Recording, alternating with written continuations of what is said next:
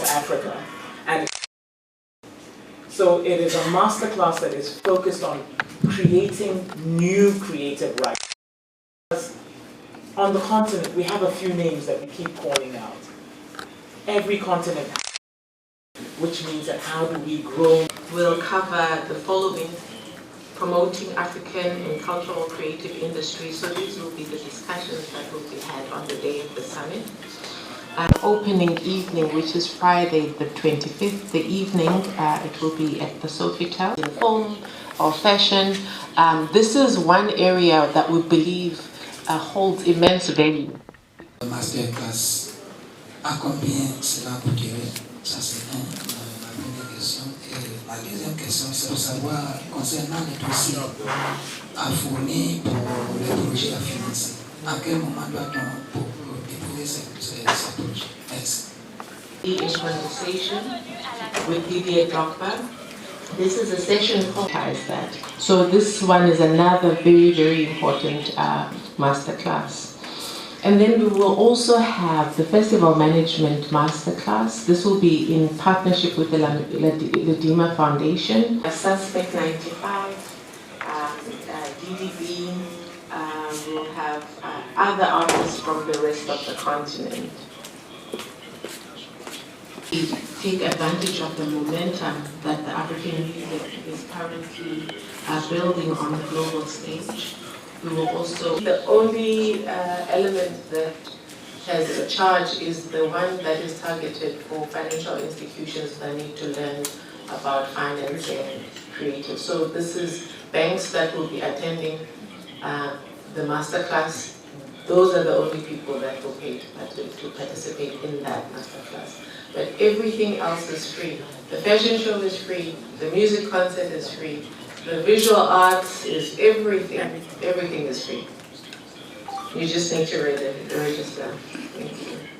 And just a reminder, it's a first come, first served basis. Je suis Safiatou Traoré, manager en charge de la promotion du commerce et des investissements au sein de Afrexim Bank. Pourquoi l'événement? Au niveau de la banque, nous nous intéressons à tout ce qui est export, import. Nous finançons le commerce, l'investissement. Notre vision, c'est de transformer le commerce en Afrique. Et nous nous sommes rendus compte qu'en Afrique, on est parti d'un constat. Il y a beaucoup d'acteurs des industries culturelles et créatives, mais malheureusement qui ne vivent pas de leur art, qui ne vivent pas de leur créativité. Donc à un moment donné, quelqu'un devrait prendre ses responsabilités et la banque a jugé utile de mettre en place une stratégie sur l'économie créative afin de financer le secteur des industries créatives et culturelles. Quels sont ceux qui doivent y participer? On a plusieurs volets. On a tout ce qui concerne le sport, la musique, le cinéma, le film, la mode bien évidemment. Donc nous attendons beaucoup de participants de tous les coins de l'Afrique du 25 au 27 novembre à Abidjan à l'hôtel Sofitel Ivoire. Comment se fait inscrire? L'inscription se fait gratuitement, la participation est gratuite sur canex.africa, www.canex.africa. Et il y a un programme très alléchant une fois que vous allez sur le site. Il y a également plein de masterclass avec des géants qui viennent de l'extérieur qu'on ne rencontre pas facilement, que la banque amène vers la Côte d'Ivoire. Donc ce serait bien de pouvoir profiter de leur présence ici. Alors quel est le thème de référence pour cette édition? Cette édition, il faut que je souligne que le week-end des industries créatives est d'habitude accompagné par, fait partie intégrante de la foire intra-africaine que nous organisons chaque 2 ans. La dernière édition a eu lieu à Durban l'année dernière et la prochaine édition, qui est la 3e édition, aura lieu à Abidjan en novembre 2023, du 21 au 27 novembre 2023. Et c'est pendant ce week-end que nous fêtons, nous célébrons l'industrie créative. Donc on a jugé utile, vu que l'engouement était grand, d'avoir cet événement à part que nous avons appelé le week-end des industries créatives pour nous pencher sur tous les volets.